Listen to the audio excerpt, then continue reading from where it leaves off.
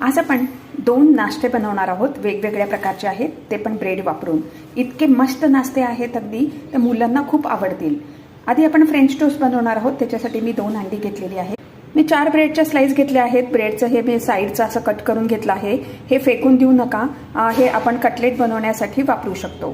French toast बनवण्यासाठी मी अंड फोडून घेतलेलं आहे. 1 टीस्पून साखर घातली आहे, चवीप्रमाणे मीठ घातलंय. आता हे चांगलं फेटून घेऊ.